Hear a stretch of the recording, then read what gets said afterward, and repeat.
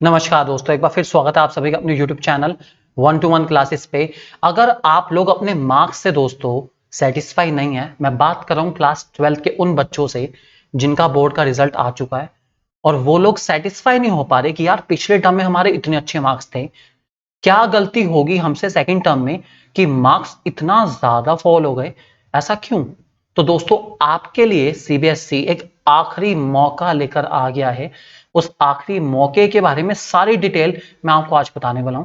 मैं बात कर रहा हूं क्लास 12 के स्टूडेंट के साथ और क्लास 10 के भी उन स्टूडेंट्स के साथ जिन्हें लगता है कि उनके मार्क्स इससे ज्यादा आने चाहिए थे। उनका सेकंड टर्म का पेपर बहुत अच्छा गया था, फर्स्ट टर्म में उनके मार्क्स ऑलरेडी उनको पता है।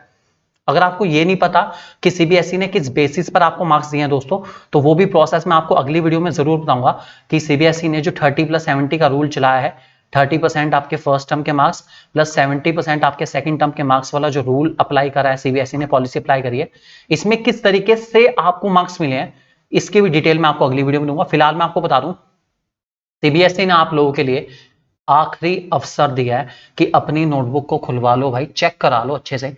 अगर कोई गलती हुई है तो देख लो, कम से कम बाद में ये टेंशन ना रहे कि यार मार्क्स बढ़ जाते तो अच्छा रहता, मेरा तो पेपर बहुत अच्छा हुआ था, मैंने तो बहुत अच्छा करा था। आखिरी मौका आप लोगों के लिए, आज का ही नोटिफिकेशन दोस्तों 23/7/2022, जिस टाइम ये वीडियो बन रही है आज 23/7/2022 है दोस्तों। आज की ही वीडियो आप लोगों के लिए मैं लेकर आ गया हूं दोस्तों। सीबीएसई ने आज ये नोटिफिकेशन निकाला है। उन्होंने बताया कि जो इवैल्यूएशन प्रोसेस है, मैं पूरा आपको शॉर्ट में फटाफट जल्दी जल्दी बता देता हूं। सीबीएसई के अकॉर्डिंग सारा का सारा इवैल्यूएशन प्रोसेस बहुत अच्छे से सेटल्ड पॉलिसी के थ्रू हुआ है और इवैल्यूएशन एरर फ्री है। सीबीएसई ने बहुत स्टेप्स लिए हैं पूरे पूरे, और ये स्टेप्स लेने के बाद सीबीएसई ने रिजल्ट प्रिपेयर करा है, इसलिए काफी ज्यादा टाइम लग गया। अगर आप इन सब चीजों से सेटिस्फाई नहीं है तो आप क्या कर सकते हैं, उसके बारे में हमारी ये वीडियो है, वही सुनना है दोस्तों। शुरू करते हैं आज की इस वीडियो को। आपके सामने आ गया मेन एलिमेंट। करना क्या है आपको, सबसे पहले अगर आपको अपने मार्क्स वेरीफाई कराने, वेरिफिकेशन ऑफ मार्क्स का मतलब है कि कभी कभार जो आपको पता होगा, आप जब पेपर देके आते हैं एग्जाम का तो फ्रंट पेज पे कुछ केजिंग होती है। केजिंग में मार्क्स डलते हैं, जैसे 0-1, ठीक है, किसी भी क्वेश्चन में क्वेश्चन नंबर 1 में मार्क्स 0-1 है, क्वेश्चन नंबर 2 में 0-2 है या 0-3 है या 0-1 ही है, वगैरह वगैरह, ये केजिंग होती है। तो इवैल्यूएशन या वेरिफिकेशन मार्क्स में आपकी केजिंग चेक करी जाएगी कि आपकी कहीं केजिंग गलत तो नहीं है, तो ये केजिंग चेक करी जाएगी। इससे कई बार एरर पता चल जाते हैं, कभी कभार ना केजिंग गलत हो जाती है, टीचर्स थोड़े से जल्दबाजी में थोड़ा सा, वैसे तो प्रोसेस काफी हद तक एरर फ्री रखा गया है, लेकिन कभी कभार गलती हो जाती है और केजिंग गलत हो जाती है, इस चक्कर में मार्क्स गलत हो जाते हैं या फिर अपलोड गलत हो जाते हैं, इसी चक्कर में बच्चे के मार्क्स कम रह जाते हैं। तो वेरिफिकेशन मार्क्स में आपकी सिर्फ केजिंग चेक होगी, ध्यान रख के चलना, केजिंग चेक करानी है, वेरिफिकेशन मार्क्स करा लो। दूसरा, अगर आपको स्कैन फोटोकॉपी चाहिए, जो आप आंसर शीट लिख के आए थे, पूरे पूरे बढ़िया बढ़िया आंसर लिख के आए थे, अगर आप उसकी भी कॉपी मंगाना चाहते हैं और पीडीएफ वर्जन में मंगाना चाहते हैं, मंगा सकते हैं, कोई दिक्कत वाली बात नहीं। इसके लिए भी आपको यही प्रोसेस फॉलो करना पड़ेगा।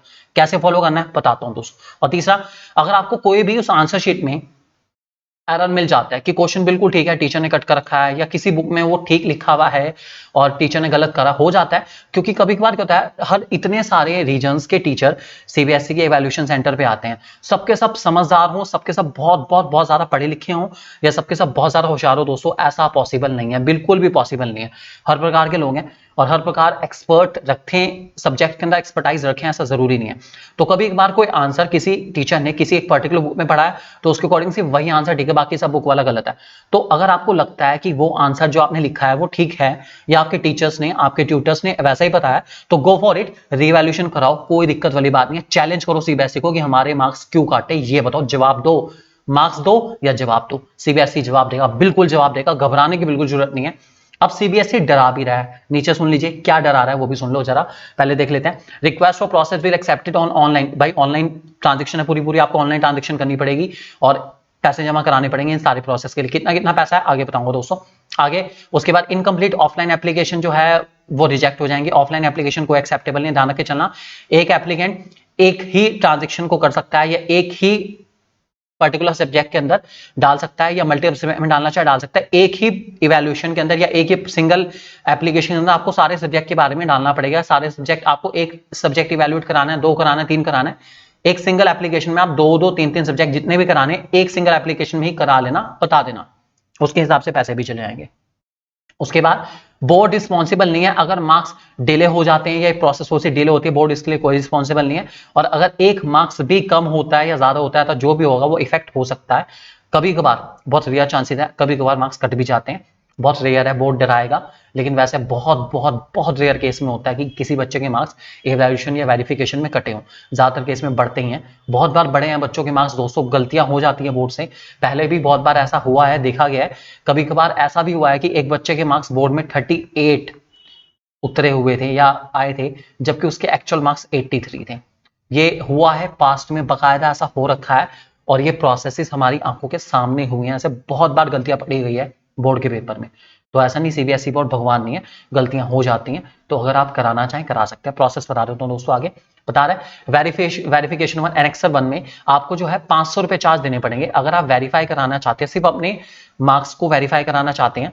जो मैंने आपको बताया टेबल बनी होती है, ठीक है, उसको अगर आप टैली कराना चाहते हैं पूरा पूरा, तो आपको 500 रुपए खर्च करने पड़ेंगे पर सब्जेक्ट। इसमें आपकी सिर्फ टैली टोटलिंग होगी, मार्क्स की दोबारा से टोटल हो जाएगी, और टोटल होने के बाद अगर बढ़ते हैं घटते भी है तो सीबीएसई को इन्फॉर्म कर देगा, और आपको बाद में नई मार्कशीट जारी कर दी जाएगी। घबराना बिल्कुल ना, मार्क्स की जो भी आपकी मार्कशीट आएगी फ्यूचर में वो आपको नहीं दे दी जाएगी, घबराने की जरूरत नहीं है। तो यह है दोस्तों हमारा, अगर आपको वेरिफिकेशन कराना है तो 500 रुपए उसका खर्चा, आपको 500 रुपए खर्च करने पड़ेंगे, ठीक है। उसका आउटकम मैंने आपको बता दिया, कोई भी मार्क्स में चेंज आता है तो कम्युनिकेशन कर दिया जाएगा, इंक्रीज डिक्रीज मार्क्स का होस्ट कर दिया जाएगा, बता दिया जाएगा, रिकैलकुलेट करके आपको इन्फॉर्म कर दिया जाएगा, और आपको सीबीएसई वेबसाइट पर दोबारा से वेरिफिकेशन स्टेटस में डाल दिया जाएगा कि आपकी रिक्वेस्ट अप्रूव हो चुकी है और आपके मार्क्स चेंज हो गए, ठीक है।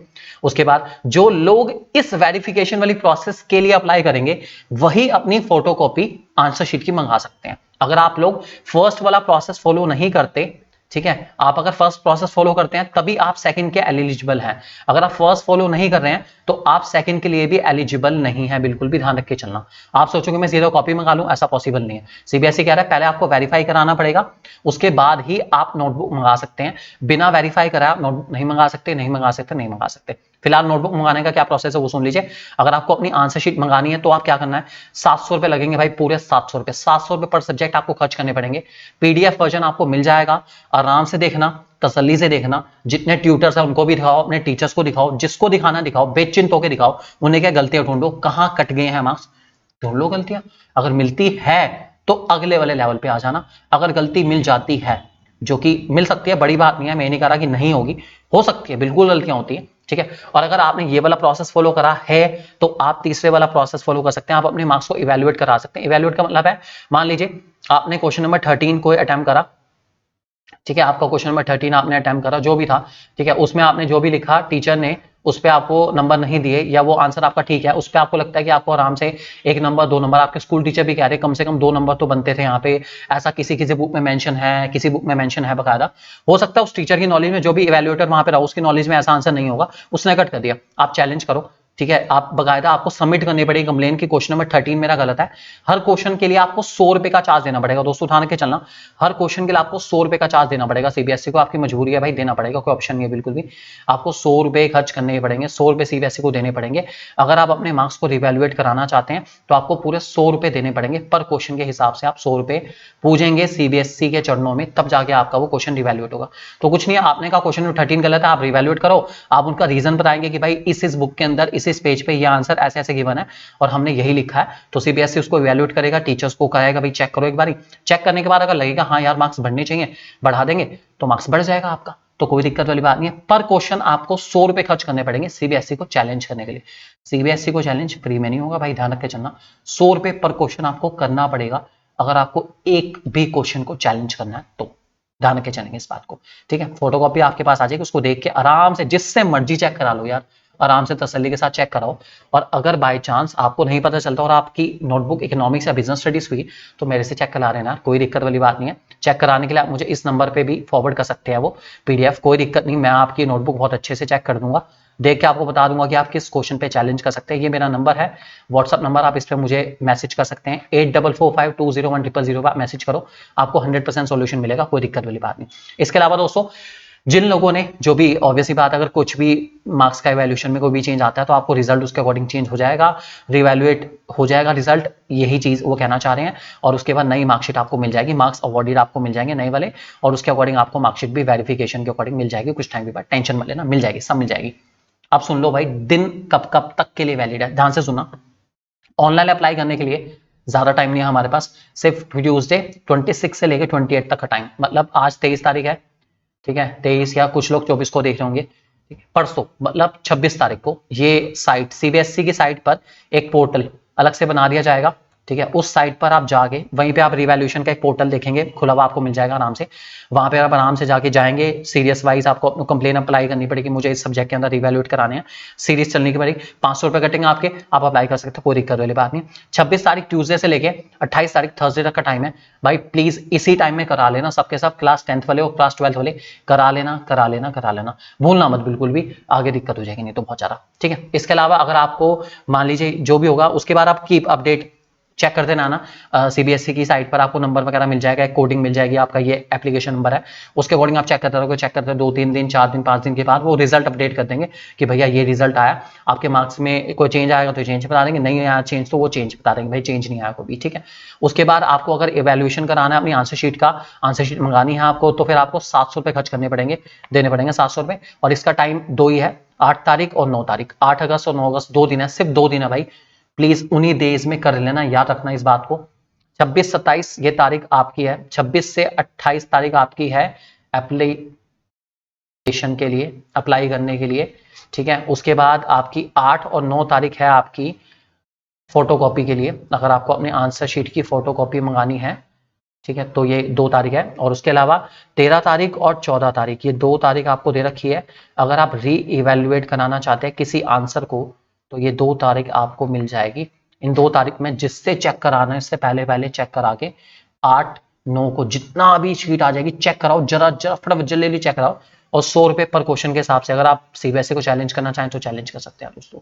ये था आपके लिए सारी डिटेल, जो सीबीएसई की बिल्कुल लेटेस्ट नोटिफिकेशन आया है, मैंने उसकी जानकारी आपको दी दोस्तों। मुझे उम्मीद है कि आप लोग की ये जानकारी जो आपको मिली है आपके लिए बहुत फायदेमंद होगी। मैं यही चाहता हूं आपके मार्क्स में भाई जितना ज्यादा चेंज हो सकता है ज्यादा से ज्यादा चेंज आए और पॉजिटिव चेंज आए।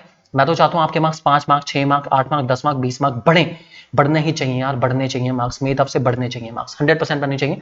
तो गॉड ब्लेस यू, मैं उम्मीद करता हूं कि आपके मार्क्स जरूर बढ़ेंगे और आप जो चिंता का विषय है वो बहुत जल्दी आपका दूर हो जाएगा। So thank you very much for being with us.